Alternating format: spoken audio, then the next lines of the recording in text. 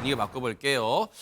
보통 우리가 쇼핑백 하면 어떤 걸 떠올리세요? 뭐 고급 백화점이나 뭐 아울렛 매장이나 등등등. 그런데 전통시장과 좀 안 어울리는 것 같기도 해요, 허준 변호사님. 그렇죠. 우리 전통시장에 또 비닐봉지의 음식도 뭐 재료들 그렇죠. 사오는 그 맛이 또 있잖아요. 네. 그런데 손에 가득 든 이 여성의 쇼핑백에는요. 원래 쇼핑백에 용도와는 다른 숨겨진 용도가 있었다고 어허. 합니다.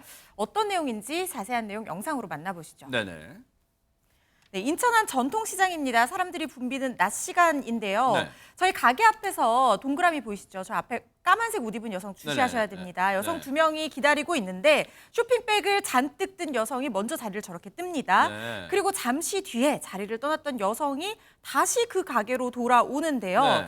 옆 사람 누굴까 일행일까 궁금합니다. 네. 바짝 붙어서 다시 물건을 구경을 하는데 네. 한참 서서 물건을 이리저리 살펴보고 얘기를 나누다 또다시 이 여성 자리를 떠나고 있습니다. 네. 그리고 나서 여성이 걸음을 옮기면서 쇼핑백에서 꺼내는 것 현금입니다. 주머니에 쏙 넣는데요. 이 현금이 뭐냐면요. 조금 전 옆에 서 있던 여성의 지갑에서 나온 돈이었습니다. 아, 대박 사건. 지금 하재근 평론가님 영상과 그리고 허주현 변호사님 설명을 들어도 대박 사건. 입이 안 다물어집니다, 진짜. 예, 그러니까 지금 영상으로 봐도 언제 소매치기가 있었다는 그러니까요. 건지 잘 저도 알아채지 못했는데 네. 저 검은 옷을 입은 여성이 바로 소매치기였다는 겁니다. 어머나. 근데 저 완전히 뭐 손이 눈보다 빠르다라는 식으로 네. 정말 영상 확인도 안 될 정도로 빠르게 훔쳤는데 이렇게 착 피해자 옆에 달라붙어 가지고 쇼핑백으로 시선을 가리면서 어떻게 기술적으로 지갑을 빼냈다는 어머나, 거예요. 세상에. 그리고 나서 이제 피해자가 경찰에 신고를 했거든요. 네. 신고를 받고 바로 경찰이 출동했습니다. 아하. 관련된 영상이 있는데 영상을 보시면 네. 경찰이 일단 시장통으로 출동을 한 거예요. 네. 그래서 시장통을 다 뒤졌거든요. 네. 한참 뒤졌는데 3시간 동안 저 경찰도 포기를 하지 않고 와. 계속 뒤졌습니다. 네. 그러다 마침내 시장 입구에 있는 공중전화 부스에서 까만 옷을 입은 저 소매치기범을 발견한 거예요. 이 사람이에요? 예, 발견했는데 저 여성이 경찰이 딱 불시 검문을 실시하니까 다른 사람 인적사항을 대면서 엉뚱한 말을 하기 시작합니다. 네. 하지만 경찰이 긴급 체포했습니다.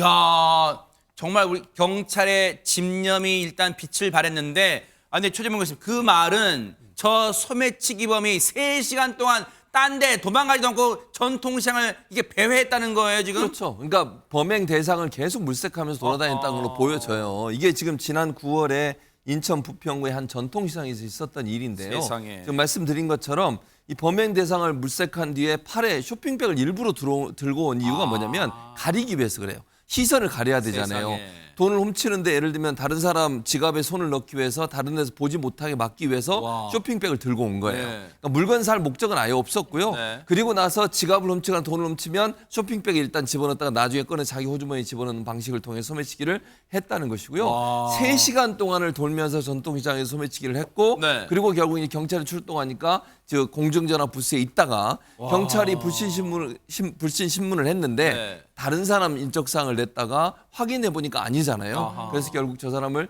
현장에서 긴급 체포하는 일이 있었습니다. 근데 이번 보니까 박성배 변호사님, 피해자분의 진술도 중요했겠지만 지금 전통시장에서 저 CCTV가 정말 물증으로 딱 있었기에 발뺌 못했을 것 같아요, 진짜.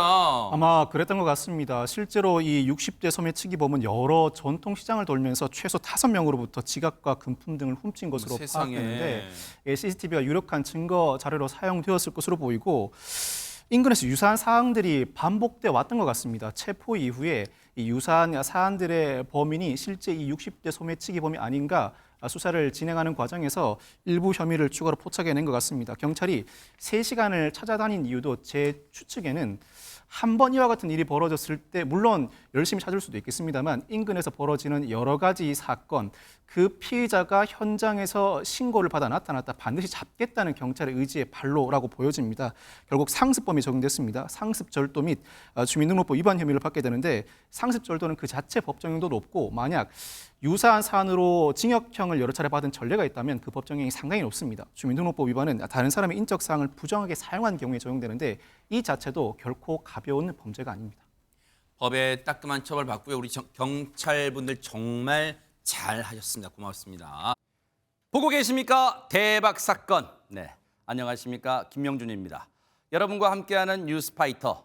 다양한 소식과 뉴스를 보고 싶으시면 화면 오른쪽을 꾹 눌러 구독해 주시길 바랍니다. TV로도 유튜브로도 여러분께 한 발 더 다가가겠습니다. MBN 뉴스와 뉴스파이터를 사랑해 주셔서 고맙습니다.